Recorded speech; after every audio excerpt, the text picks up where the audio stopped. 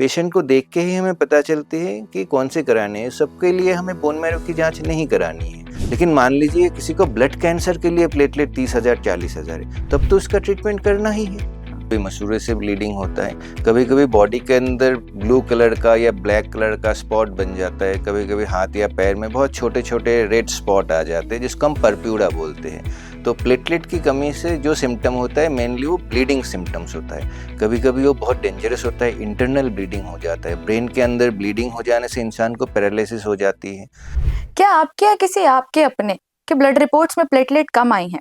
अगर आई हैं तो आज हम जानेंगे कि प्लेटलेट्स कम क्यों होती हैं और उनके बारे में कि उनको हम कैसे बढ़ा सकते हैं। तो नमस्ते and welcome to Apollo Sage podcast. Today we are having our senior hematologist doctor Saikat Datta. Welcome sir. नमस्ते, मैं डॉक्टर साइकत दत्ता, मैं hematologist, hemato oncologist and bone marrow transplant physician हूँ अपोलो सेज हॉस्पिटल में। तो ये हेमाटोलॉजी जो ब्रांच है ब्लड से रिलेटेड सारे चीज़ें, मतलब हीमोग्लोबिन, प्लेटलेट, डब्ल्यूबीसी, ये जब कम हो जाते हैं या बढ़ जाते हैं तो इसके बारे में ही हम ट्रीटमेंट करते हैं, इन्वेस्टिगेशन करते हैं। सर सबसे पहला मेरा सवाल है जो हमने टॉपिक पे स्टार्ट किया है, प्लेटलेट्स। प्लेटलेट होती क्या है? प्लेटलेट जैसे मैंने बताया कि ब्लड में बहुत सारे सेल्स होते हैं, तो मेन 3 तरह के सेल्स होते हैं। एक है हीमोग्लोबिन जो आरबीसी के अंदर होता है, एक है वाइट ब्लड सेल और एक है प्लेटलेट। तो प्लेटलेट एक ब्लड सेल है जो बहुत ही सबसे छोटा सेल है ब्लड के अंदर, और इसका मेन काम होता है कि खून का थक्का बनाना, और कभी कभी इम्यून फंक्शन में, बॉडी की इम्यूनिटी में भी ये हेल्प करते हैं। तो हमारी बॉडी के लिए इम्पोर्टेंट क्यों होता है ये? देखिए, प्लेटलेट का जैसे मैंने बोला मेन काम इनका है कि खून का थक्का जमाना। जैसे मान लीजिए किसी को कहीं जगह कट गया है तो ब्लीडिंग तो 2 मिनट में बंद हो जाती है। तो ये बंद कैसे होती है? ये प्लेटलेट का काम है कि ब्लीडिंग को जाके बंद करना। अगर मान लीजिए कि किसी का प्लेटलेट बहुत कम है, नॉर्मल प्लेटलेट जो होता है वो लगभग 1,40,000 के आसपास होता है। तो अगर किसी का मान लीजिए प्लेटलेट 10,000 हो गया तो फिर ब्लीडिंग बंद नहीं होगी। तो इंटरनल ब्लीडिंग हो सकता है, बॉडी के किसी भी हिस्से से ब्लीडिंग हो सकता है।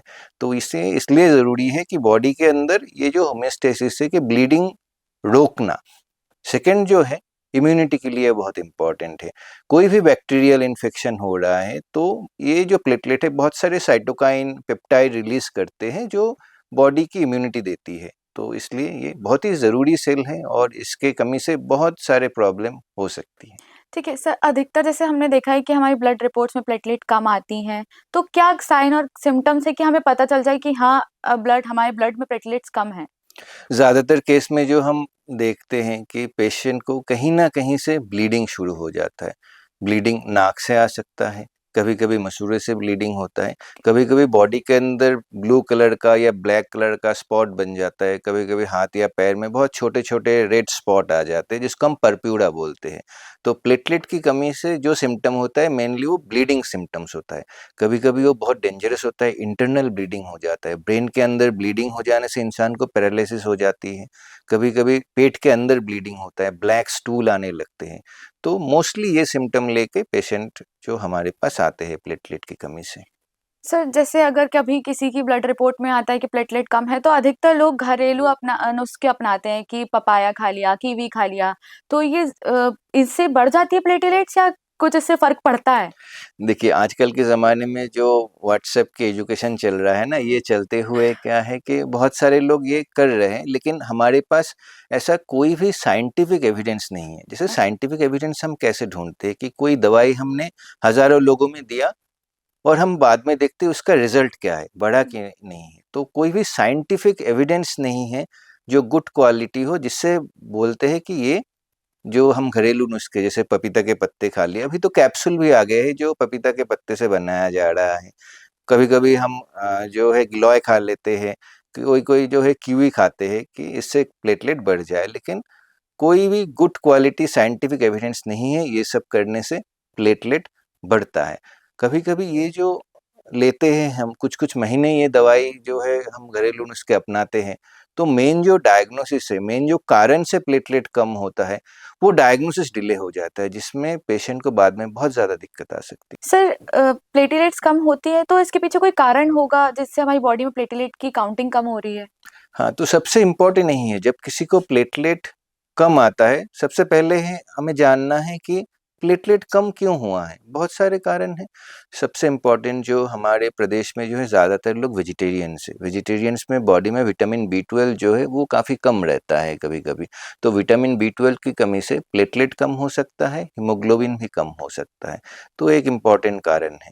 सेकंड जो है कुछ वायरल इन्फेक्शन में, जैसे डेंगू के नाम तो हमने सुना ही है कि जिन डेंगू के सीज़न में बहुत सारे लोगों को प्लेटलेट कम हो जाता है। लेकिन ऐसा नहीं है किसी का प्लेटलेट कम हुआ है उसका मतलब उसको डेंगू ही हुआ है। ज़्यादातर केस में हम देखते हैं अगर प्लेटलेट कम हुआ है और साथ में कोई फीवर नहीं है तो वो डेंगू नहीं है। डेंगू होगा तो फीवर के साथ आएगा। तो कभी-कभी कोई भी वायरल इन्फेक्शन से प्लेटलेट कम हो सकते हैं। क्रॉनिक वायरल इन्फेक्शन जैसे आपके हेपेटाइटिस हो गए, कभी-कभी HIV जो है प्लेटलेट कम लेके पेशेंट आते हैं। तो वायरल इन्फेक्शन एक इम्पॉर्टेंट कॉज़ है। थर्ड हम बताएँगे कि जहाँ प्लेटलेट बॉडी के अंदर टूट जाते हैं। कुछ बीमारी है जैसे ऑटोइम्यून डिजीज, एसिली या रूमेटॉइड आर्थराइटिस, ये जो डिजीज है इसमें प्लेटलेट कम हो सकता है। ये बॉडी के डिसरेगुलेटेड या एबनॉर्मल इम्यून फंक्शन है। इसमें प्लेटलेट आपके बॉडी में बन रहा है लेकिन बॉडी के जो इम्यून फंक्शन है वो प्लेटलेट के अगेंस्ट काम कर रहा है, वो खुद ही प्लेटलेट को तोड़ रहा है।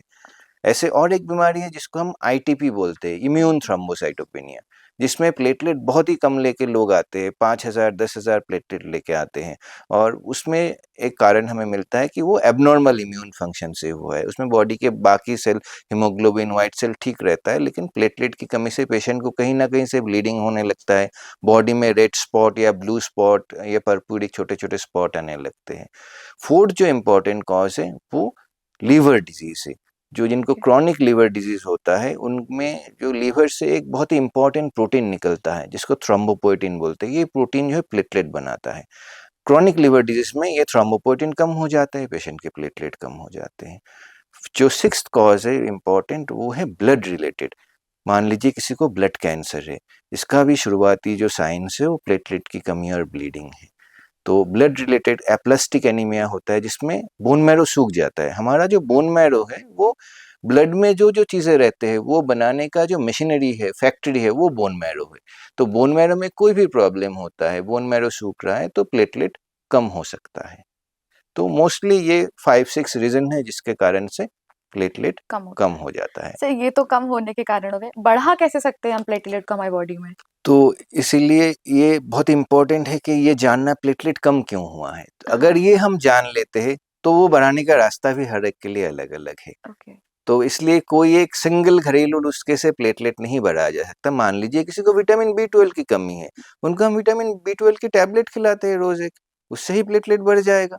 किसी को अगर हेपेटाइटिस B या हेपेटाइटिस C हुआ है, उसके लिए हेपेटाइटिस के लिए अलग ट्रीटमेंट है। तो हर एक चीज़ के लिए प्लेटलेट कमी के लिए जो ट्रीटमेंट है वो अलग-अलग है। मान लीजिए किसी को एप्लास्टिक एनीमिया हो गया है, जिसमें बोन मैरो से प्रोडक्शन कंप्लीटली बंद हो जाता है, आपके हीमोग्लोबिन, WBC, प्लेटलेट सब कम हो गए। तो उसमें जो है इम्यून थेरेपी है कुछ जिसको ATG बोलते हैं, बोन मैरो ट्रांसप्लांट की ज़रूरत होती है एप्लास्टिक एनीमिया में। मान लीजिए किसी को ब्लड कैंसर से प्लेटलेट कम हो रहा है, तो ब्लड कैंसर से अगर प्लेटलेट कम हो रहा है तो जब बढ़ेगा तभी जब हम ब्लड कैंसर की ट्रीटमेंट करेंगे। तो प्लेटलेट कम होने के कारण जो है वो अलग-अलग है, हर एक का ट्रीटमेंट जो है अलग-अलग होता है। तो सर मतलब बेसिकली मुझे इतना समझ में आया कि अगर हम कारण जानेंगे, मतलब कारण जानना ज़रूरी है, तब जाके हम उसका इलाज पता कर सकते हैं। एकदम। तो प्लेटलेट के लिए ऐसा ही है कि one shape doesn't fit all. हर एक के लिए प्लेटलेट की कमी के कारण अलग-अलग होते हैं। तो उसके लिए ट्रीटमेंट जो है वो अलग-अलग करना पड़ता है। हमारे पास ऐसे कुछ दवाई है आज जिससे हम प्लेटलेट्स कभी-कभी 2 दिन में बढ़ जाते हैं, कभी-कभी 7 दिन में बढ़ जाते हैं। लेकिन वो जो दवाई है हम तभी देते हैं जब वो देना चाहिए, सबके लिए वो नहीं है। मान लीजिए किसी को ITP बीमारी हुआ है, जिसमें प्लेटलेट टूट जाते हैं। अगर वो बीमारी में ITP में पेशेंट के प्लेटलेट अगर 40,000 50,000 है, जो मैं बोल रहा था कि प्लेटलेट 1,40,000 के आसपास होता है। 40-50,000 प्लेटलेट काउंट में भी हम उनका ट्रीटमेंट शुरू नहीं करते, क्योंकि 30,000 प्लेटलेट काउंट एक सेफ प्लेटलेट काउंट होता है, जिससे पेशेंट को इंटरनल ब्लीडिंग नहीं होगा। तो कभी-कभी हम उनको सिर्फ ऑब्जर्वेशन में रखते हैं, हर महीने बुलाते हैं, प्लेटलेट चेक करते हैं, देखते हैं कि बहुत ज़्यादा गिर नहीं रहा है प्लेटलेट। अगर वो उस रेंज में मेंटेन है, हम ट्रीटमेंट ही नहीं करते उसके। लेकिन मान लीजिए किसी को ब्लड कैंसर के लिए प्लेटलेट 30,000 40,000 है, तब तो उसका ट्रीटमेंट करना ही है। तो एक-एक चीज़ों के लिए ट्रीटमेंट अलग-अलग करेंगे हम। सर आपने बताया कि प्लेटलेट कम होने के बहुत सारे कारण होते हैं, तो ये कारण जानने के लिए हमें कौन-सी जाँचें करानी पड़ती हैं? प्लेटलेट कम होने से आपको एक हेमाटोलॉजी का कंसल्टेशन लेना है, जो बताएँगे कि जाँच कौन-सी आपको करानी है। क्योंकि किसी को देख के अगर लगता है ब्लड टेस्ट से कि इनका ब्लड कैंसर हो सकता है, तब तो हम बोन मैरो की जाँच कराएँगे। किसी को अगर लग रहा है कि ये शायद विटामिन बी 12 से कमी से होगा, तो हम विटामिन बी 12 की जाँच कराते हैं। लीवर डिजीज़ के लिए हम वायरल इन्फेक्शन और एलएफटी की जाँच कराते हैं। तो जाँचें भी पेशेंट को देख के ही हमें पता चलती है कि कौन से कराने हैं। सबके लिए हमें बोन मैरो की जाँच नहीं करानी है। तो पेशेंट के साइन सिम्पटम्स, उसके बॉडी में और कुछ चीज़ें हैं कि नहीं, जैसे उसकी स्प्लीन या तिल्ली बढ़ गई कि नहीं, बॉडी में गठाने हो रहे कि नहीं, ये सब चीज़ें डॉक्टर के लिए देखना बहुत ज़रूरी होता है। तो पेशेंट को देखने के बाद ही हम जो इन्वेस्टिगेशन है वो प्रिस्क्राइब करते हैं। ओके, तो मतलब पहले दिखवाना हेमेटोलॉजिस्ट के पास जाना बहुत वो बहुत इम्पोर्टेंट है। ज़रूरी होता है, क्योंकि कभी-कभी होता है कि बहुत ही एक सिनिस्टर खराब चीज़ बॉडी में चल रहा है, जिसके पता जाँच को हम डिले कर रहे हैं। हुँ, वो जाँच तक हम शायद पहुँचे 2 महीने बाद, तब तक वो बीमारी अंदरूनी बहुत ज़्यादा बढ़ जाए। जैसे मान लीजिए किसी को कोई एक क्रॉनिक लीवर डिज़ीज़ या वायरल इन्फेक्शन चल रहा है, जितना टाइम जाएगा वो वायरस लीवर को उतना खराब ही कर देता डिस्ट्रॉय करता जाएगा। ब्लड में अगर कुछ प्रॉब्लम है, बोन मैरो रिलेटेड, वो जितना टाइम जाएगा वो बढ़ता रहेगा। कुछ चीज़ें जो है डिले करने से वो और ख़राब हो सकता है। इसलिए कभी भी अगर प्लेटलेट कम होता है, तो वो जो ओपिनियन है वो आपके लिए ज़रूरी है पेशेंट के लिए कि ये क्यों बढ़ा है पता चल जाए। एक बार हमें कारण पता चल जाता है कि ये बहुत ज़्यादा कोई सिनिस्टर या ख़राब कॉज़ नहीं है, मामूली चीज़ है, 2-1 दवा-गोली से वो ठीक हो सकता है, तो वो पेशेंट के लिए अच्छा है। और अगर कुछ ख़राब चीज़ है, वो जल्दी पता चल जाए, ये भी पेशेंट के लिए अच्छा है कि जल्दी से उसकी ट्रीटमेंट शुरू हो पाए। सर मैंने ऐसे कई लोगों को सुना है कि वो प्लेटलेट अपनी बॉडी में चढ़वाते हैं, तो क्यों चढ़वाते हैं और इसका कारण क्या है? देखिए, प्लेटलेट जो चढ़वाना है, किसी का अगर 10,000 से नीचे प्लेटलेट हो जाता है, तो प्लेटलेट चढ़वाना ज़रूरी होता है, नहीं तो इंटरनल ब्लीडिंग हो सकता है। ब्रेन के अंदर, हमारे पेट के अंदर, ये सब इंटरनल ऑर्गन में ब्लीडिंग होना बहुत ही डेंजरस है, तो तब हम प्लेटलेट चढ़ाते हैं। लेकिन कुछ-कुछ कंडीशन हैं, जो बाहर से प्लेटलेट चढ़ा के फ़ायदा नहीं मिलता है, प्लेटलेट बढ़ता नहीं। ये जैसे मैंने बताया कि इम्यून थ्रोम्बोसाइटोपेनिया या आईटीपी, ये प्लेटलेट टूटने वाली बीमारी है। जो बॉडी के अंदर एब्नॉर्मल एंटीबॉडीज है, वो प्लेटलेट को तोड़ रहे हैं। जो बाहर से आप प्लेटलेट चढ़ाएंगे तो वो भी टूट जाएगा। तो प्लेटलेट चढ़ाने से कुछ कुछ कंडीशन में प्लेटलेट नहीं बढ़ता है, तो वो भी डॉक्टर को डिसाइड करना होता है कि इस कंडीशन में प्लेटलेट चढ़ाना है या नहीं। यूजुअली 10,000 से ऊपर प्लेटलेट होता है, तो हम प्लेटलेट कोशिश करते हैं कि ना चढ़ाए। हुँ, तो मतलब ये पूरा बेसिकली आप लोग डिसाइड करते हैं कि चढ़वाना है या नहीं चढ़वाना? यस, हमारे बॉडी एक बहुत ही एफिशिएंट मशीन है, जिसमें दिन में 10,000 करोड़ प्लेटलेट बनता है एक नॉर्मल बॉडी में, जो आपको भी बन रहा है, मेरा भी बन रहा है। तो अगर वो नहीं बन रहा है, कम हो रहा है, वो कॉज़ आइडेंटिफ़ाई करना हुँ, सबसे ज़रूरी होता है। और जो लोग बोलते हैं ऐसे कि हम कुछ नॉर्मल घरेलू करके ये नहीं ठीक कर सकते हैं क्या? तो उनको मैं यही बताता हूँ कि आपके बॉडी जो है ना, वो नॉर्मल चीज़ें करने में बहुत एफिशिएंट है। दिन में 10,000 करोड़, आप सोच सकते हैं कितना प्लेटलेट बना सकती है बॉडी।